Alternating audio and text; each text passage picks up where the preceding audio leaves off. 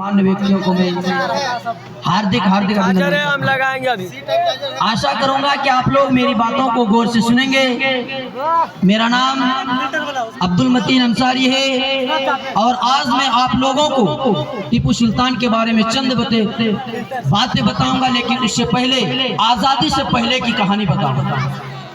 जैसा कि हम लोग जानते हैं कि हमारा हिंदुस्तान सबसे पहले गुलामी था और इस देश में हिंदू मुसलमान दोनों रहते थे। प्यार मोहब्बत के साथ एक दूसरे के हमदर्द थे, भाईचारगी थी, आपस में मेल मिलाप था, एक दूसरे के खैर खां थे। लेकिन जब अंग्रेज हमारे देश आने लगे और आकर के देखा कि यहाँ के लोग इतनी मोहब्बत और प्यार के साथ रहते हैं, तो इनको प्यारी प्यारी बातें सुनाकर अपने कब्जे में कर लिया और इन्हें बेवकूफ बनाकर अपने हुक्मों में कर लिया और हमारे हिंदुस्तान को कब्जा कर लिया।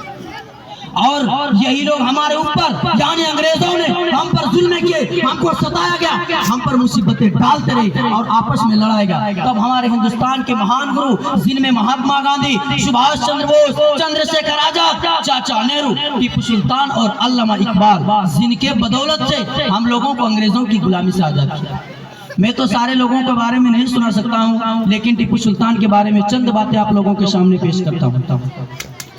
टीपू सुल्तान तारीख इस्लाम का वो लाजवाब किरदार है जिस पर आलम इस्लाम हमेशा फख्र करता रहेगा। टीपू सुल्तान शहीद न सिर्फ एक मर्द मुजाहिद थे, बल्कि हकीक माना में वो एक ऐसा मर्द मोमिन था जो आलिम भी था और आबिद भी, एक जरी सिपाही और बेहतरीन सिपह सालार भी था, एक बेहतरीन हकीम भी था और तजुर्बाकार सियासतदान और आवाम के कायम भी था। टीपू सुल्तान वतन की सलामती और बाका आजादी की बरकरार के लिए सारी उम्र अंग्रेजों से ना सिर्फ तने तना लड़ता रहा, बल्कि बिखरे हुए हिंदू मुस्लिम को मुनज़्ज़म करने की हिक्कल इम्कान कोशिश भी करता रहा। टीपू सुल्तान अंग्रेजों के ज़ारहाना और गायबाना अज़ाइम का बाखूबी मालूम था और वो अंग्रेजों का सर कुचलने के लिए हमेशा तैयार रहता था।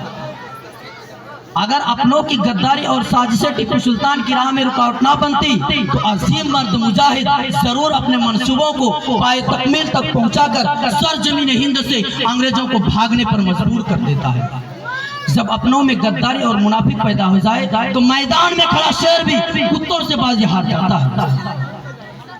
टीपू सुल्तान अगर चाहते तो इताअत अंग्रेज कबूल करके अपनी जिंदगी, सल्तनत, ताज़ो तख्त और खानदान को बचा सकते थे, लेकिन इस गैरतमंद मुजाहिद ने जिल्लत और रुसवाई और गुलामी की जिंदगी पर मौत को तरजीह दी और अंग्रेजों के खिलाफ लड़ते हुए मैदान जंग में शहीद हो गए। मैं इन्हीं चंद बातों के साथ अपने वाणी को विराम की ओर ले जाते हुए एक शायर कहना चाहता हूँ कि हर कोई शेर जैसा जिगर नहीं रखता, कि हर कोई शेर जैसा जिगर नहीं रखता, जो खुद तलवार है वो खंजर नहीं रखता, जो खुद तलवार है वो खंजर नहीं रखता। जय हिंद, जय भारत, अस्सलाम वालेकुम व रहमतुल्लाहि व बरकातुहू।